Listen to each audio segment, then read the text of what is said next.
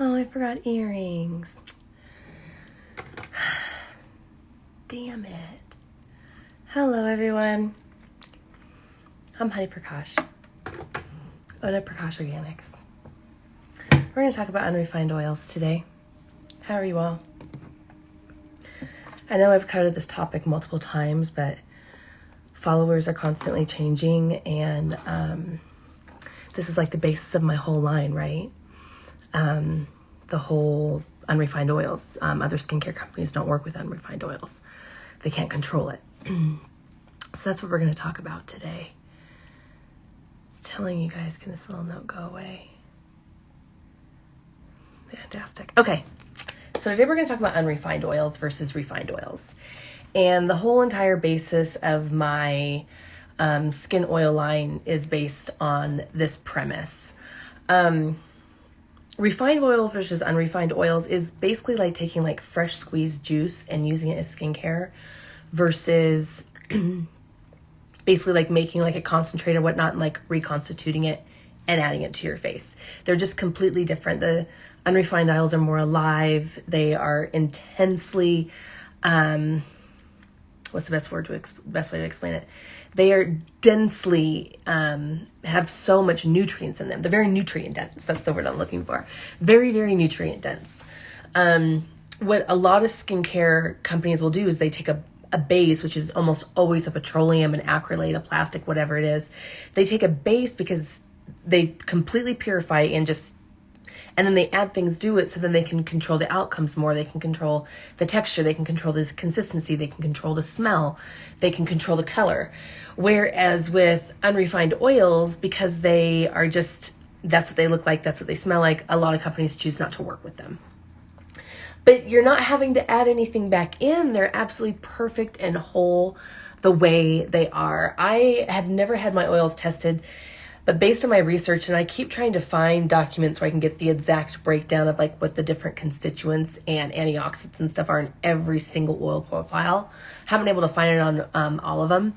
But like, I am very confident in saying there's at least 75 basically actives, maybe not all at therapeutic levels, but therapeutic actives in the formulations because they're taking a perfect happy seed and pressing out all of its nutrients, and that oil I put into skincare. I'm not purifying it. It's not being purified. It's not being filtered. I do think some are deodorized just because, and deodorized is meaning it's not filtered as much as they put it through like larger charcoal filters just to take the smell out, because some things are like truly so unpleasant. But for the most part, I really try to, now that I kind of know the difference, I look for the ones that actually have some scent. If they're completely odorless, that's going to make me kind of question. Some things don't really smell like anything. Like some things do just smell like straw. Like you'd be surprised. Raspberry seeds pretty much smell like straw. And that makes sense to me though, because when raspberry plants start to like die on the vine and stuff, it smells like that hay smell from the farm. It smells like, it basically smells like with the pressed seed oils. But for a lot of oils, they have scent. Like broccoli seed oil should not smell like nothing. So when I get a broccoli seed oil and it smells like nothing, I'm like, okay, they had to at least deodorize this. I'm going to contact the company and find out what's going on. So that's pretty much what unrefined oils are. It's the oil at its purity. Nothing needs to be added because they are the way they are. And they feed the skin in many different ways. The biggest thing is they're adding antioxidant protection, and then hydration is the two biggest things that they do. Whereas when you're working with refined oils, pretty much it's just the lipids that are left. All those antioxidant things have been taken out of the oils. It does cause their shelf life to be much longer.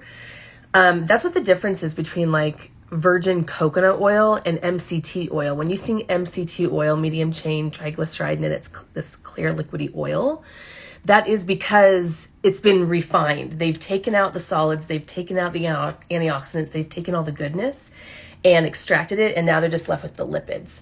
It's those nutrients, a lot of the nutrients are in what causes it to like be a solid form at room temperature, right? Sorry, I get rambling with my ADHD and I lose track. So, that is one of the things that with the unrefined oils, I can't always control what their outcome is. There's been some formulations that I really loved, but I didn't like the way they smelt at all. Like they weren't totally pleasant. So it's like, okay, this one's not going to work. Whereas if they were refined, because I can take the scent out and everything and then put my own scent back in, it gives you a lot more control. The thing with those oils, that's what I was talking about. The thing with those oils is you're basically only getting hydration, and they tend to sit on the skin more because there's nothing in them to help be pulled down into the tissues. There's no receptor sites. Basically, the lipids act like a delivery system. And then when you refine the oils, all you're left with is the lipids and not the nutrients left in the formulations. So that's what my face oils are. So with lighter was formulated to be more for like not super, but just oily skin. If you're oily, or if you're afraid to try oils, if you're nervous about trying oils, if you're like, oh, oil's going to break me out, use the lighter, okay? Heavier is like the medium hydration. It's like middle of the road. It does have the prickly pear in it. It's the very first ingredient. The beauty of prickly pear is like the body registers it as bioavailable hyaluronic acid, which is in itself beautiful. I was using heavier for about 8 months, and I took a break and started using eye care oil all over my face because I wasn't getting enough hydration from heavier on its own. And I started loving what eye care oil was doing to my skin, so I just stuck with it for a while.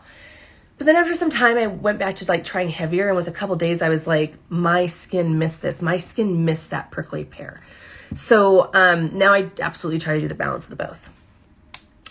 Eye care oil is originally created as a eye product. It now basically is, I am going to be eventually changing the name of it. I'm just trying to get through the packaging that I currently have. But it's the most hydrating and anti-aging of my oils. So if you're not getting enough hydration with heavier, I highly recommend you using eye care all over your face.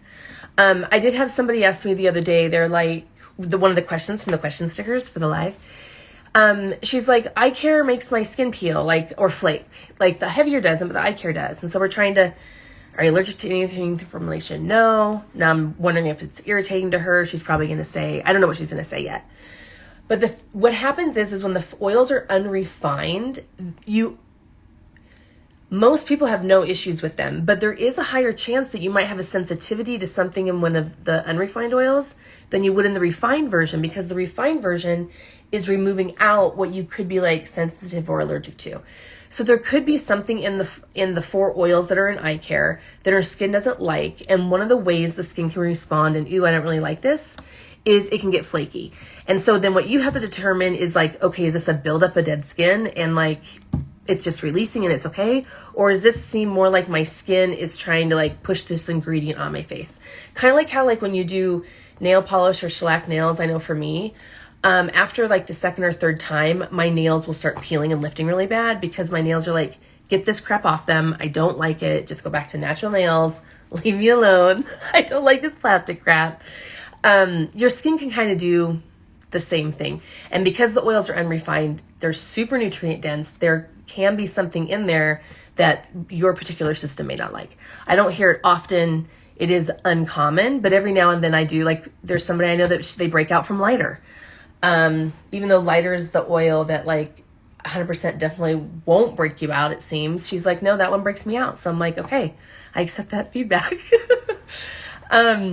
Does anybody have any questions about the unrefined oils? Samson, same thing. I think that's one of the reasons we've gotten such a phenomenal response in regards to growth, is because of the fact the oils are unrefined, they're nutrient dense, and so they're actually feeding the cells and causing the hair growth.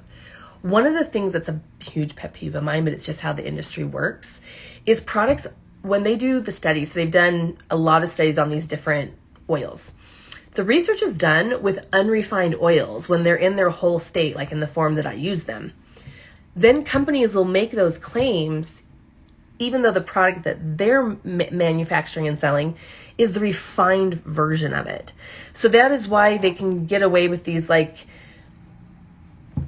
claims, and then they don't always, like, you're like, no, this product is crap, it doesn't work. It's because they're not actually using like for like. So like they're allowed to manipulate it. It's just the way it is. All right, everyone. Let's see. If no one has any questions, I'll let you go. Thank you so much for joining me today. Next week is, I think I might be applying another peel next week. One of the other things that I'm working on right now is, it's really become frustrating for me in my career.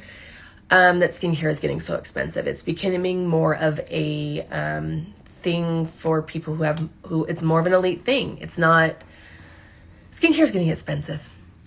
So I want to find a way to be able to offer like more inexpensive recommendations, but the problem you run in when you start going into the skincare lines and drugstores and Sephora and things like that is they may have the actives and the percentages that you want to see at therapeutic levels, but if it's not in a formulation that is pH'd a certain pH so your skin can absorb those products and use those products, then you're not really getting a benefit of it.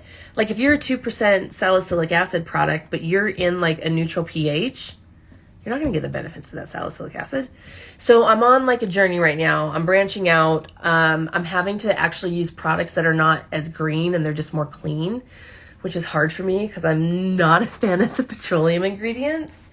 But I want to be more inclusive. So that's something I'm working on. If you know any products that you really like and love, send them my way because I want to start checking them out. All right. Light and love to you all.